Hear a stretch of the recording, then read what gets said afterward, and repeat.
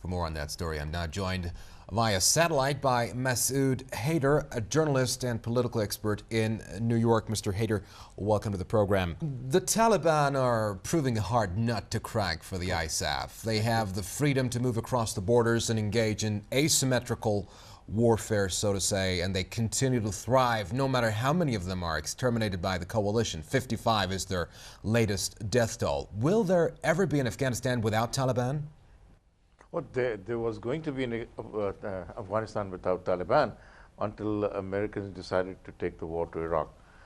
It was a distinct possibility, but now it seems that the Taliban have regrouped and they have strengthened themselves, and they are being helped and nurtured by other groups within Pakistan and outside Pakistan, essentially also in Afghanistan.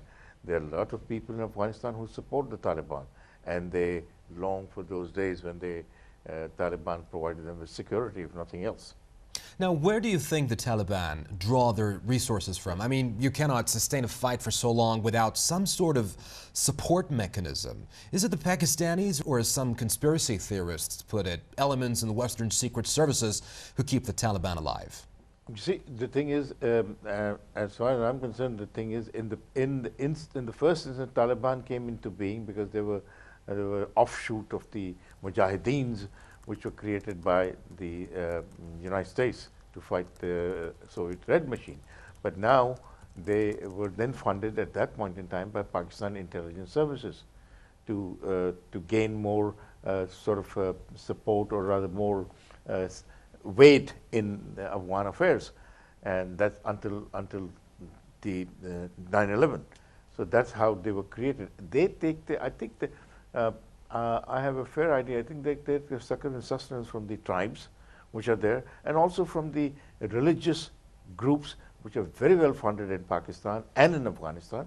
They take that from there, and they are basically, that's how they are sustaining themselves, and that's how they are regrouping themselves and arming themselves. Right. That is one thing amazing in how well armed they have become. That's right. And that is once you... Mr. Haidar, so what is the future for Afghanistan?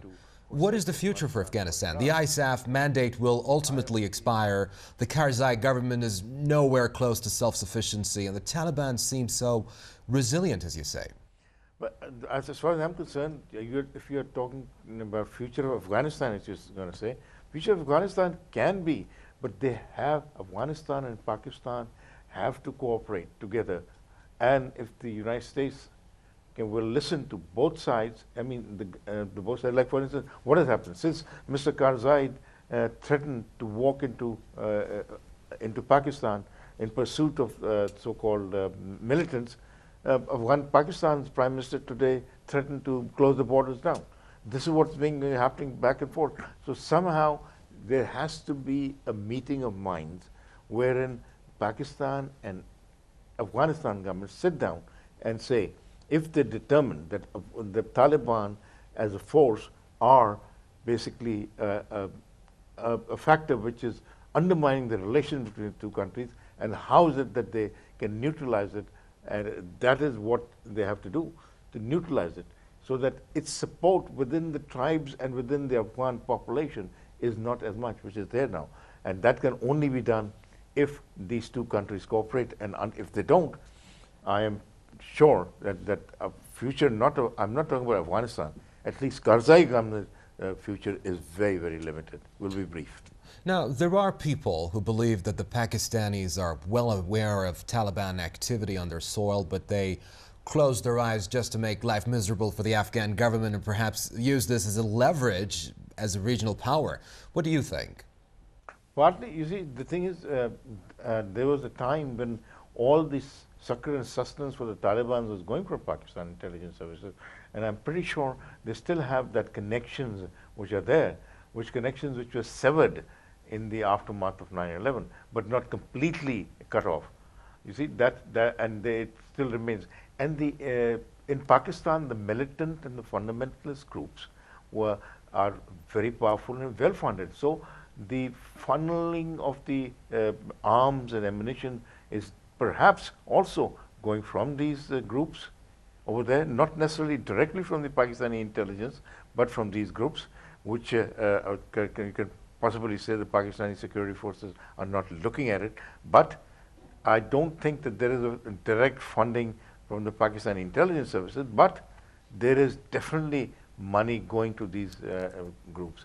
You see, look at Waziristan. It is still not being controlled by either one, anybody. The tribes over there are very powerful, and they are there, they do whatever they want, and they are very well funded. And that's where the Taliban are drawing their strength from, and taking out all the arms and ammunition. And they have regrouped and regrouped very well, and they've learned since 9/11, since the United States entered the war, I think in October of 2001.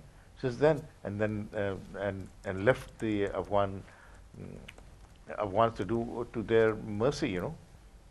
And finally, a quick look at Pakistani politics. Mr. Sharif has been barred from the by-elections. It seems very complicated, doesn't it? Because if he appeals the decision, he will have given his tacit recognition to the very judges who he strongly opposes. What do you think is going to be his next move? You see, you're absolutely right. This is a catch-22 situation existing. If Mr. Nawaz Sharif, the High Court, one person, I don't know who's that person who moved the High Court to ask it to stay, to what you call declare Mr. Nawaz Sharif's candidature illegal. And that was based on his conviction in that case of October 12th, 1999, where he was accused of hijacking the plane. And that case, I am suspecting at this point in time, Mr. Nawaz Sharif is between the rock and a hard place, because at one point in time, if he decides to take this case up to the Supreme Court, it's the same judges whom he totally vehemently opposes. He can't do that, and that will give his tacit sort of approval to these judges whom he rejects completely. So for him, what to do at this point in time? The basic what Nawaz Sharif has been telling Mr. Zardari, first we have to reinstate the judges, and he believes it can be done with a small resolution in the Pakistani Assembly. Mr. Asad Zardari wants it as a package, and people are saying that it's a ruse for him to delay it or gain more leverage for.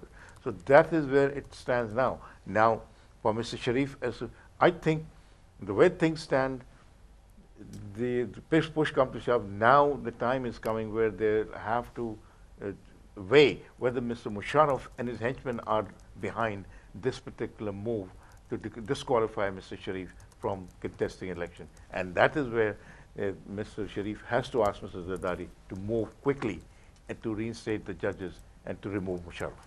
And that is basically the bottom line. Mehrdad Yazdani, journalist and political expert in New York, thank you for appearing on the show.